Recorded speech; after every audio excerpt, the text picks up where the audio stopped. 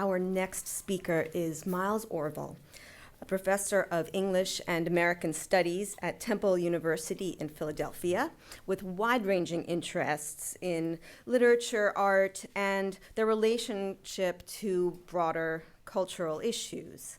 He's written on the American authors Flannery O'Connor, Willa Cather, and William Faulkner, and on the FSA photographer John Vachon. But his great talent lies in his ability to see the big picture and to elucidate broader patterns in the culture at large. While I was working on this exhibition and writing the catalog, I was deeply influenced by his prize-winning book, The Real Thing, Imitation and Authenticity in American Culture, 1880 to 1940. Miles is currently working on a book on photography, ruins, and contemporary culture called The Course of Empire, American Photography and the Destructive Sublime, which should be out sometime soon. And today, he will be tracing some unexpected connections between pictorialism and social documentary photography. The title of his talk is Social Documentary and Pictorial Manipulation, The Kindred Spirits of H.P. Robinson and W. Eugene Smith. Please welcome Miles Orvell.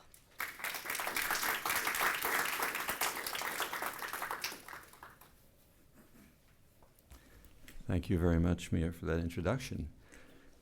If speakers could dedicate their lectures in the same way that singers can dedicate their songs before rendering, I would dedicate this to Alan Coleman. I read Alan's work many years ago after reading Beaumont Newhall, and it did change my whole approach and understanding of photography. So it's great to be speaking here after him. Pictorialism and social documentary. I'm just going to find out how to operate this. Here we go. Okay. Nothing could be farther apart than these two modes of photographic practice. Pictorialism aims at the creation of works of photography that are based on models of landscape, genre paintings, the sheep in the meadow, country maidens enjoying a moment of storytelling, the peacefulness of the home hearth. It exalts in the process of manipulation and the artifice of its practices. Social documentary, by contrast, typically aims at the depiction of a world that is changing or broken, a world at war with itself, and it evokes sentiments of wonder, amazement, anger. It prides itself on objectivity, truth-telling. Pictorialism emerged in the late 19th century as response to the challenge of creating photographic aesthetic that would compete with the other fine arts. Social documentary emerged also at the end of the 19th century as a response to the problems of urbanization and industrialization, as a model that boasted its objectivity in communicating the facts of life for newspapers and magazines. All of this we might accept as truisms of photographic history, but I want to argue that pictorialism and social documentary may be far closer in spirit than we have taken them to be, and closer too in terms of procedures and methods. Going farther, I would say Robinson, the most influential pictorialist, and Eugene Smith, the most influential social documentary photographer, were kindred spirits whose kinship helps us clarify the nature of photographic practice. So my claim is that both Robinson and Smith used photography as a medium that permitted the staging of scenes in the interest of gaining a larger truth that would otherwise be achieved. So let's begin with Robinson, who was quite explicit about the art of staging the scene and manipulating the image. Nature, to become art, he wrote, must be filtered through the brain and fingers of the artist. An exact representation of nature, if we could get it, would be a great curiosity, but not a picture. looking back on the construction of one of his great achievements, storm clearing off this work here, Robinson explained how he created the image, and in particular, gathering the sheep together in such a picturesque grouping. He didn't explain everything. He said there must be some mystery to delight or exasperate the average connoisseur, but he does say that he had the help of some clever dogs in getting the sheep into position there. And this is kind of the way Robinson worked. He would sketch out a picture in advance of photographing it, and then he would put his models into the scene. And this one I think we have to have great admiration for, because he got the sheep into position exactly as he had sketched them. That, of course, is not true. He photographed the sheep first, then he sketched them. But, okay.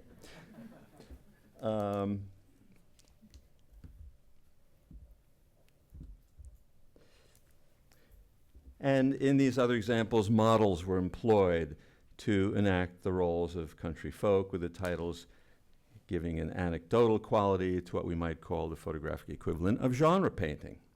In short, the art of pictorial photography is the art of creating the illusion of reality, of virtual reality that appears to the viewer as real. Let's immediately acknowledge the differences between social documentary and pictorialism. Robinson's bucolic landscapes and domestic scenes are very different, obviously, from Smith's far wider world, the city, combat, industry, foreign scenes, the world of mid-20th century photojournalism. If Robinson worked within a contained aesthetic universe, Smith, who exposed himself to danger repeatedly on assignment for Parade magazine in the Pacific during World War II, sought the maximum of reality in his images, seeking to involve his viewer in the action. Nevertheless, the photographs that are among his most famous, his signature images, were posed by the photographer in an effort to produce images that were more powerful in their composition than he might otherwise be able to obtain. Consider one of his most famous images from the Spanish village story for Life magazine. We know, for example, that the woman carrying bread into the communal bakery here was asked to re-enter the doorway many times before Smith felt he got the picture he had envisioned. And we know in this famous funeral scene, also from the same story, which concludes that Life magazine feature was made with the cooperation of the mourners here, who allowed themselves to be posed and positioned as Smith needed to achieve this composition. He also used a light bulb to supplement the candle lighting. And the famous picture of Albert Schweitzer, also done for Life, where Smith added the carpenter's saw in the right foreground, which is not in the original, but which he printed in order to balance the composition, maybe to suggest more concretely that Schweitzer's work was in some way analogous to the work of Christ, the carpenter, sort of a cross-like section there in the picture. This thing works beautifully. Okay. And another example, last example, I think, from Smith is perhaps his most famous image, Walk in Paradise Garden. This was taken in 1946 at his home while Smith was recuperating from injuries received during the war. The two children are Smith's own.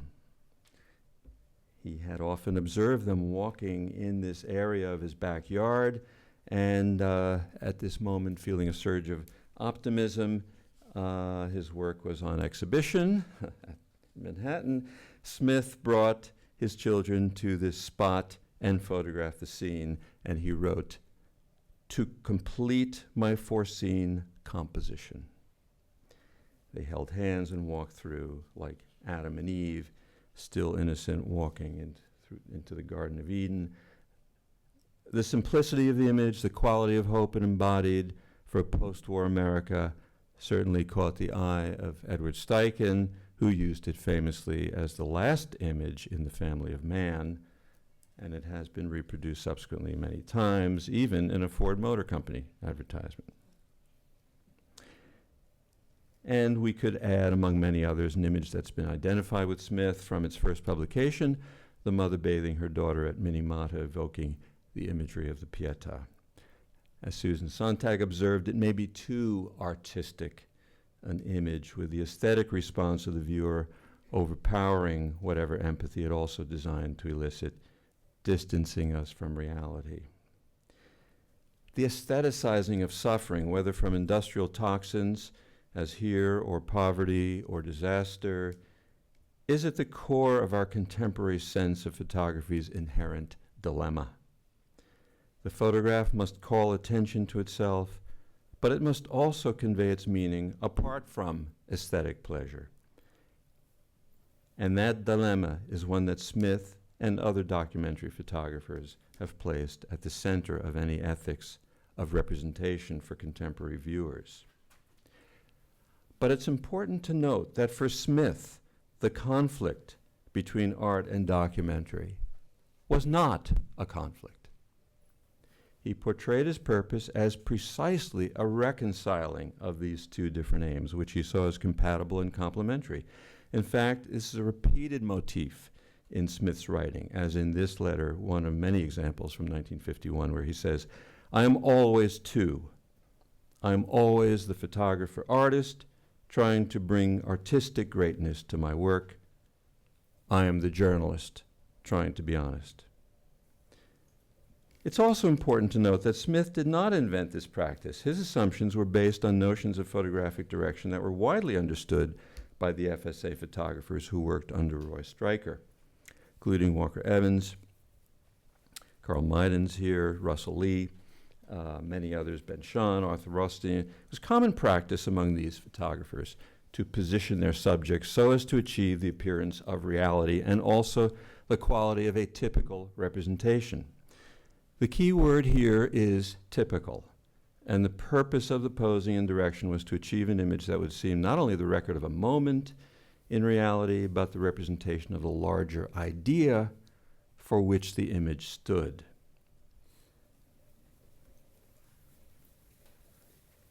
Arthur Rothstein's article on direction in the Picture Story, written for The Complete Photographer in 1942, makes clear the degree of manipulation that was accepted practice among social documentary photographers. Rothstein wrote, "Provided the results are a faithful reproduction of what the photographer believes he sees, whatever takes place in the making of the picture is justified." Let me read that again. I love that phrase. Provided the results are a faithful reproduction of what the photographer believes he sees. And the image on the right is, of course, by Walker Evans. And as James Curtis has argued, Evans arranged the objects in that room to achieve that really beautiful, beautiful arrangement. Stryker would have to deal with, let's see. All right, there we go.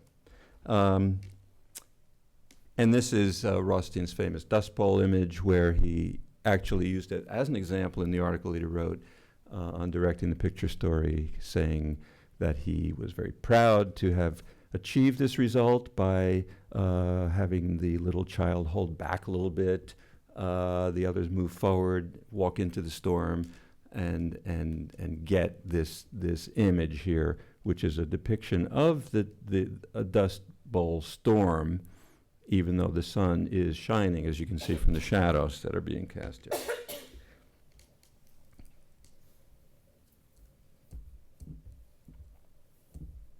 I feel like a contestant in Jeopardy whose buzzer is not working. Oh, there it is. Okay, back. There it is. Stryker would have to deal with the political fallout from Rothstein's exuberant direction at times. In this example, the famous cattle skulls that blossomed everywhere like flowers in the desert. But he himself would support, Stryker in somewhat less explicit language, some of the same practices. This caused very famously a political uproar among people who were accusing the administration of faking all of the photography that they were presenting to the public as propaganda for Roosevelt.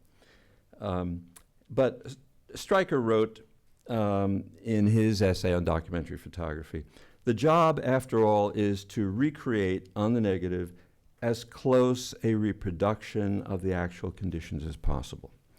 So, as he explained, if you want to catch your subject's expression while working in the kitchen, you need to, quote, put a real fire in the stove and, if possible, some real fruit in the pot. Before you know it, your model will forget that she's posing or that you are in the kitchen with that terrifying instrument that has a lens in front. And you will get a picture at least as true and lively as any candid shot. Eugene Smith is working with exactly this understanding of documentary photography when he declares in a 1948 piece that he wrote for Photo Notes, quote, the majority of photographic stories require a certain amount of setting up, rearranging, and stage direction to bring pictorial and editorial coherency to pictures.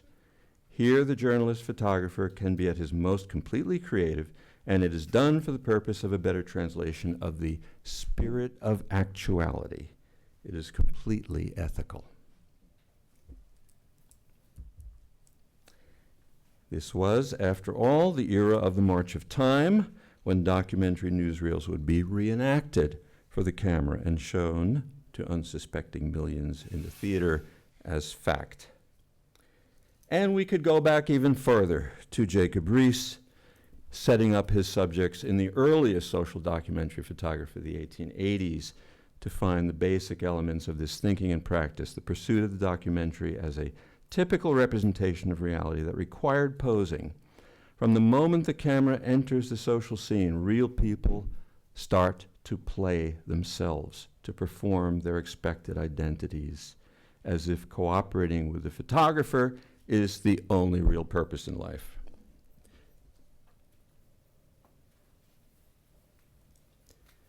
Robinson thought in terms of the single image. Smith, too, arranged his single images, but thought more in terms of a general story, writing, directing. In fact, his analogy, he thought of himself as a playwright, and many times uses that in his writings. Construction of the photo story and the layout is like constructing a play to produce a dramatic effect. Well, two questions remain with regard to Smith and Robinson. One, can we tell the difference between these images that we know are posed and those we know or can assume are not posed? And two, does it matter to the viewer? For Robinson in the pictorialist genre, the non-professional viewer at least, we're in a zone where we suspend our disbelief. We accept the image before us as art photography. The issue of posing doesn't concern us because we realize we're looking at the image for a kind of aesthetic experience, not to find the truth of reality. In that context, we accept the fictitious quality and the perfect posing, and it doesn't matter. But Robinson did, of course, reveal his secrets to the serious amateur in his books. For Smith, as to the first question, can we tell when an image has been posed? I think we have to say, based on the record of viewers who've seen Smith's work, that most of us can be easily fooled. Smith's photographs, those that we know were manipulated, often fooled the editors at Life magazine and countless viewers. And the reason is that when we expect to be looking at the truth, we generally are not thinking about the posing of a photographic image. We are so focused on the content of the image that we take it for granted, especially in the objective context of journalism, that it's an unposed image, an objective record. We trust the medium. We enter a zone of credulity in which signs are taken for wonders. Only when we stop to examine the truth value of the sign or image does it matter. If the photographer is claiming to be a credible witness of events, it does matter, especially when a literal fact is being represented. But when the photographer is purporting to represent general truth, then we allow some leeway for the typical representation that Stryker spoke of. And once again, I want to observe, despite these differences, the profound similarity between pictorialism and photojournalism, that Robinson and Smith are making aesthetic choices that go toward the creation of a convincing image, an image that convinces us of its general truth, the key word here being general. I want to end with a coda, which I could call 2 degrees of manipulation. However much we have to acknowledge the function of social documentary as revealing something important about the world we live in, the works of Smith and the other social documentary photographers had by the late 20th century achieved iconic status. The images had become their own reality, transcending their originals. Given their status as icons, they've become, for a younger generation of conceptual photographers, an alternative reality, once removed, yet a surrogate, demanding a response. Whatever manipulation of reality Smith and the FSA photographers achieved, a new generation of photographers would take it one step further and manipulate the manipulation. Consider the work of 2 contemporary artists who draw upon the social documentary tradition, Debbie Grossman and Sherry Levine, who look at pre-existing images and create their own imagined photographs, giving the originals the stamp of their own originality. Facing documentary, Grossman and Levine both remake their originals, but they do so by turning in quite opposite directions. Grossman, by altering the original. The original is Russell Lee's photograph on the left.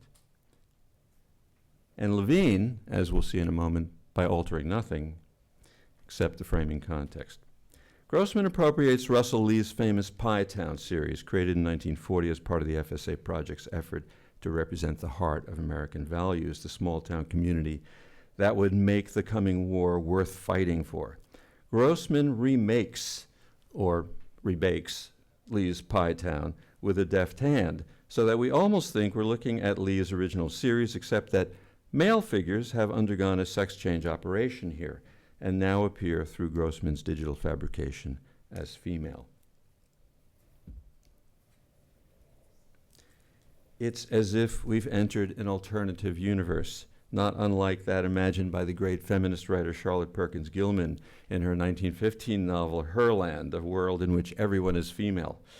Grossman's digitally manipulated images create the illusion of reality, as if these really are documentary images. But Grossman has taken imaginative control of this universe, queering Pie Town, New Mexico, circa 1940, morphing it into a single-gendered society. And we feel the supreme power of the imagination in these transformations. The effect is strangely liberating, creating a monogendered, topsy-turvy day, even though the citizens of Grossman's Pie Town are performing exactly the same roles as those in Lee's original heterosexual town had done. Sherry Levine's approach is the opposite, and the effect of her work, though startling, is to evoke our disbelief in a different way.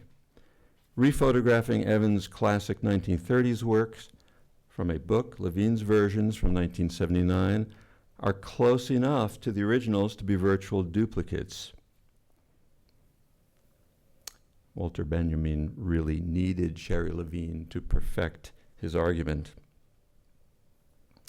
It's kind of re-photography, and it might remind us of Mark Kletz's project at around the same time that had likewise duplicated well-known masterpieces from Western photographers of the 19th century. In the case of Klett, the effort was to retake the picture in physical space, not retake the photograph from a book. For Klett, it was a process of discovery. For Levine, it's an intellectual challenge to our concept of originality. Her images are just like Evans', or rather they are completely different.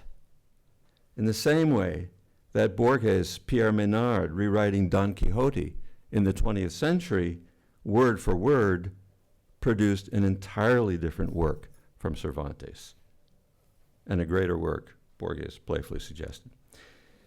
Levine's work exists not at all as social documentary, but as a comment on the canonical value of authenticity and as a limiting case in the aesthetic calculus of appropriation. well, not quite a limiting case, since we can't forget Michael Mandelberg, who scanned Levine's 1979 work after Walker Evans in high resolution and freely offered the images on the web at aftersherrylevine.com. Mandelberg offers a further turn of the screw, for the viewer can also download from his website a, quote, certificate of authenticity, along with printing and framing instructions so that an authenticated artwork can be easily produced for free. In short, and summing up, we can draw a line between the practice of Robinson and Smith, who are using reality as the basis for their image making, even though they're manipulating it, and the work of these postmodern conceptualist photographers who are basically appropriating those realistic images, offering us thereby the opposite experience, not producing the kind of hyperrealism of Smith and Robinson, different as they are, but creating an artifice which is frankly an artifice. So in doing so, they remind us of the putative transparencies of documentary and compel us to acknowledge the artifice, the factitious nature of all photography. Thank you.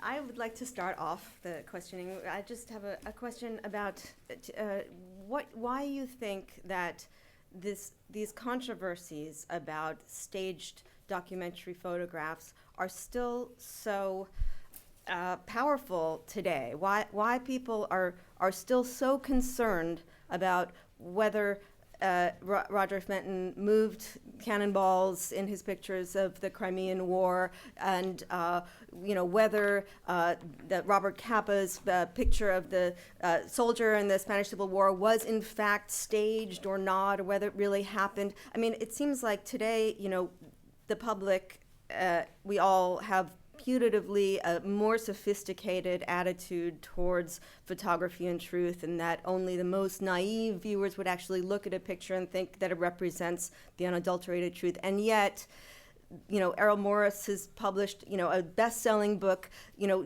delving into the mystery of Fenton's cannonballs, and that people are, reading it with great attention and curiosity. Why is this? Why are these controversies still so alive? Well, you're asking a question I've asked myself in a way when I read the Errol Morris book, and thought, gee, what's going on here? Why is this so? Because it's written as a mystery, I think. That's part of it, and he does write well as a mystery writer. But the issues, but I think your question is a very important one, because it goes to the question of how photography was viewed before our sophistication. So I think the interest in these issues historically is when we put ourselves back in time and realize that images that were accepted as factual may not have been, and the public at the time did not know. So we need to draw a line between practicing photographers who were doing these things and the general public who were accepting what they did without the full realization. Because of, and here we have to say that the history of photography is immensely complicated around exactly this question of people taking the photograph as a kind of literal, indexical, if you will, record of reality. So in that sense, our naive belief has been, I think, only recently dispelled.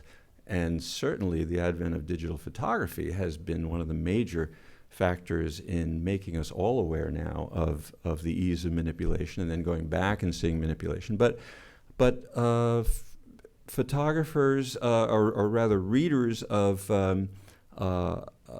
photography earlier did not have that awareness. And perhaps the most famous example is Alexander Gardner's sketchbook of the Civil War, where, you know, it was only when William Frastinito went back and looked at some of those original photographs and looked at the battlefield where they were made, you know, that he discovered that a corpse had been moved from one place to another, representing a Union soldier in one place, a Confederate soldier in the other place.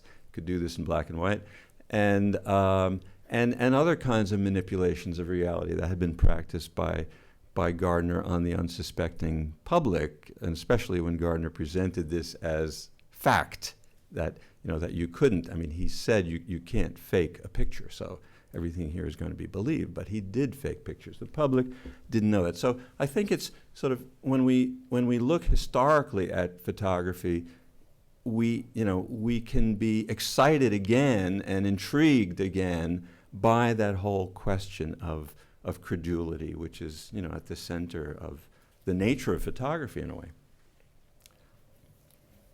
Yes. Oh, sorry, we have a question in the back. Hi. Could you just take a moment to explain to us what Levine's mission was here? I'm unfamiliar, and I'm just looking at these three. The last one, I imagine, is a kind of parody, but what's happening between Evans and Levine? Please. Well, yeah, her point was to take something that had tremendous value. That's why I alluded to Walter Benjamin's argument about the work of art in the age of mechanical reproduction, where Benjamin, you know, said that the photograph changed everything because no longer did we have a unique work of art. We could now reproduce through photography multiple versions.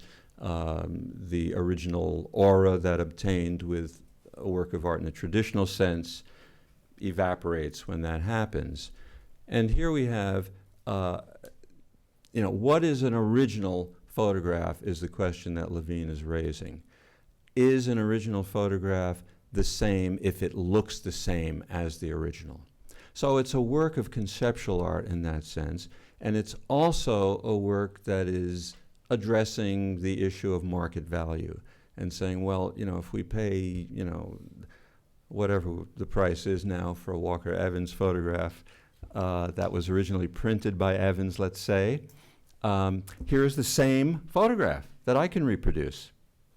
And with digital reproduction, you could probably emulate the Evans pretty well.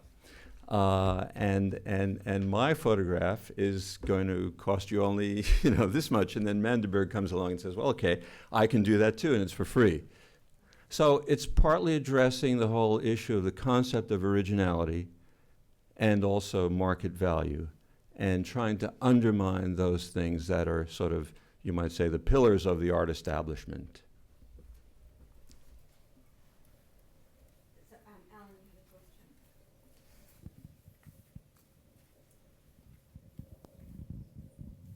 question? It's a little more like a footnote, Miles. The archive of W. Eugene Smith coexists now at the Center of Creative Photography with the archive of Ansel Adams and the archive of William Mortensen. I was doing research out there on Mortensen about 20 years ago, and a thought occurred to me. But when the center acquired Smith's archive, he sent them actually 44,000 pounds of material, including his entire library. So a thought occurred to me, and Mortensen had written a series of tutorial textbooks that were for pictorialism, the equivalent of the Ansel Adams how-to series that was very influential, a series of educational texts for photographers. I asked Terry Pitts, who was then the head of the center, did Smith's library include any of Mortensen's books?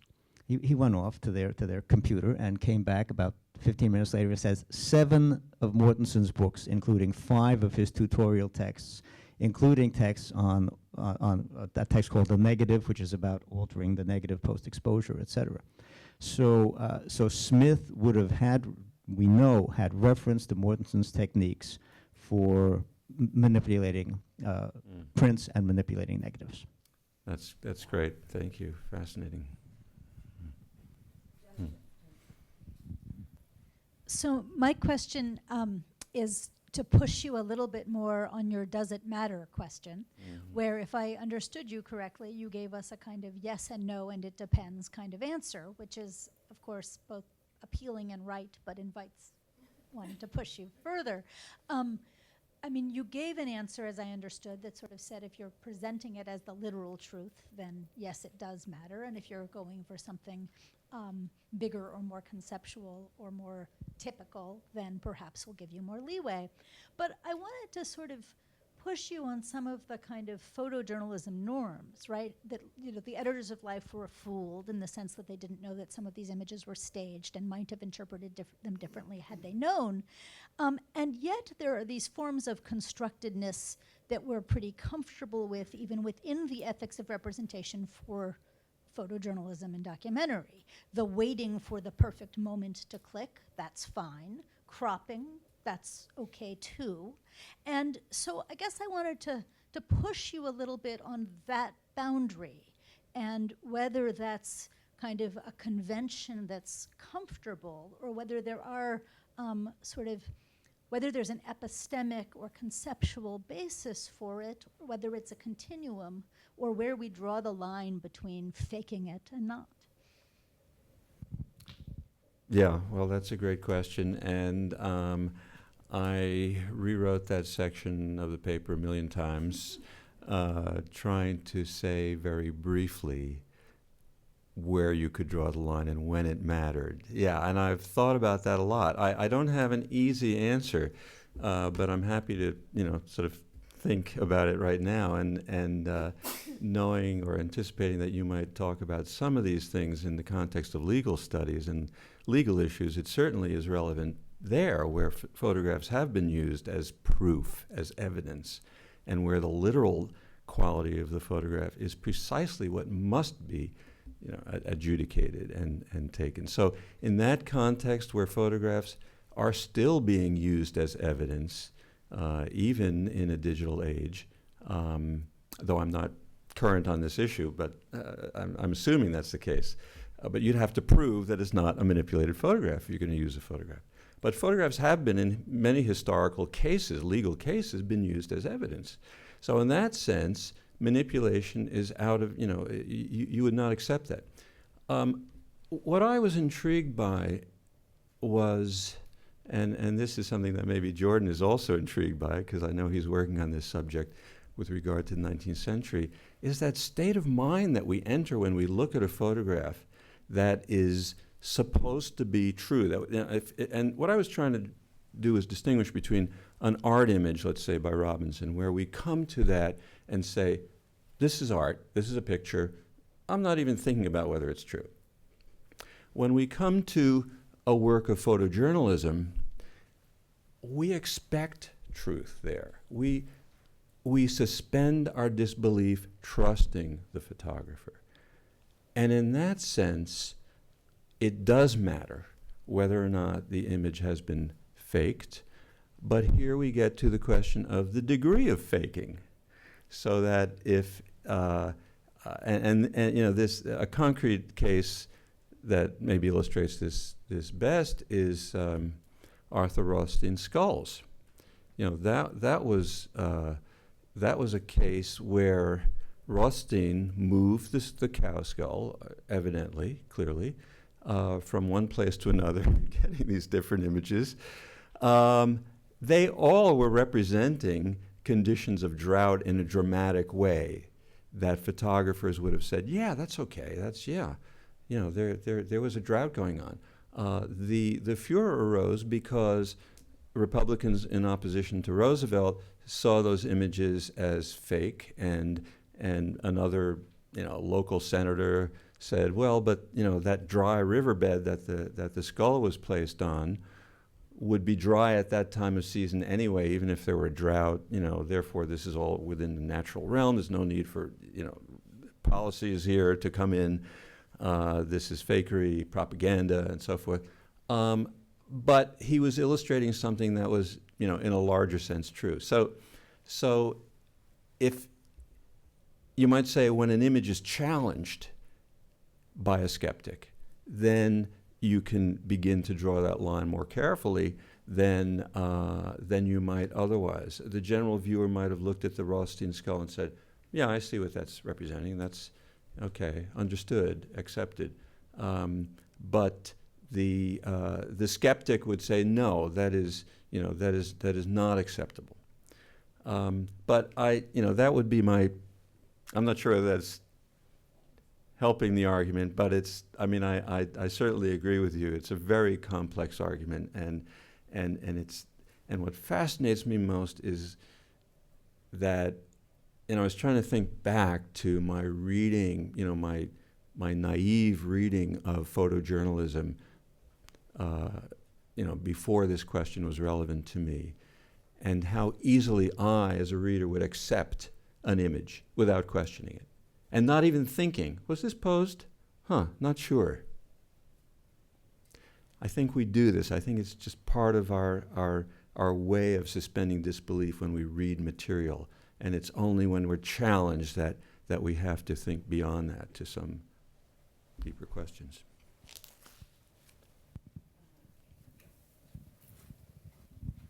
Thanks.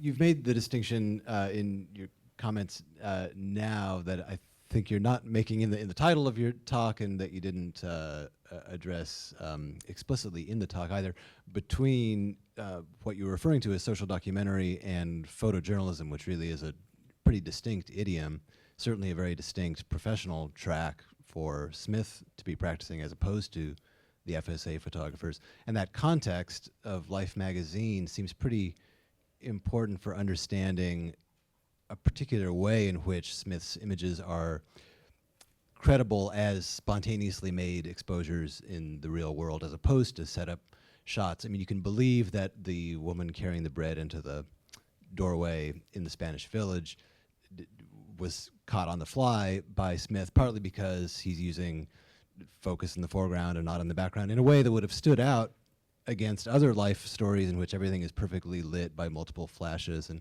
there are these other idioms of photojournalistic practice going on that, in contrast to which, Smith looked like somebody working like Cartier-Bresson, or somebody who really has a lot invested in it being a spontaneous image.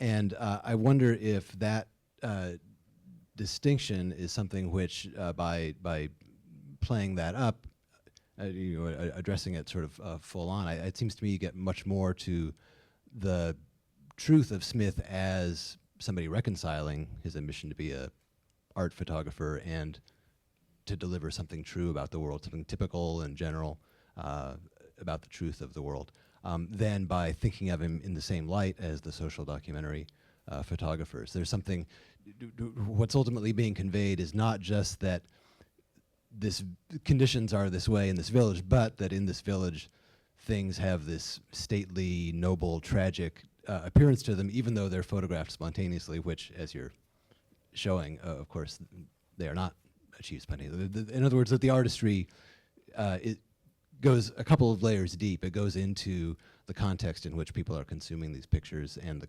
contrast that they would have with other images in that setting. Yeah, that's an interesting point, and I would say that you could blur that line from either direction. That you can find social documentary works that purport to be and are, fairly close to objective reality, but also works that are more generalized, and vice versa. Smith's work was done in the context of the dramatic feature stories that he was consciously developing for a Life magazine audience. But there were other shots where he was, definitely immersing himself in scenes that were happening at the time and shooting. So there's, if you looked at the contact sheets, you would see probably a continuum there of practice, as you would also see in, let's say, the work of the FSA photographers. And I was drawing connection there as well. And the FSA photography, if you call it social documentary, you also have to acknowledge that those works were reproduced in newspapers and magazines as photojournalism. So the line is not a clearly drawn one, I think, and even begins with Jacob Riis, whose work first appeared in a newspaper context, although not as photographs, but as drawings of them, and then came out as more sort of social documentary book form. So I'm not sure the lines can be all that cleanly drawn there, and but it's a question of belief in either case, and there are photographs, and I'm almost attempt to construct here a kind of typology, somewhat along the lines of Alan Coleman's essay in the directorial mode, in terms of the kind of belief that we give to photographs. And there are some where we may be atheists, others where we are agnostics, and can't really decide or judge in terms of our own credulity here. Works by the same photographer may produce a response. That's definitely a candid shot taken on the fly. And others, again, when we're pushing ourselves to think about this, we may say, I'm not sure about that. Not sure about that. When I first saw the girl going into the bakery, I thought that was, that was a great lucky shot. And then discovered that he'd set it up and had it done. So, these are areas where I think the lines are difficult to draw, at least I find them so. I think we have to move on now. Thank you very much.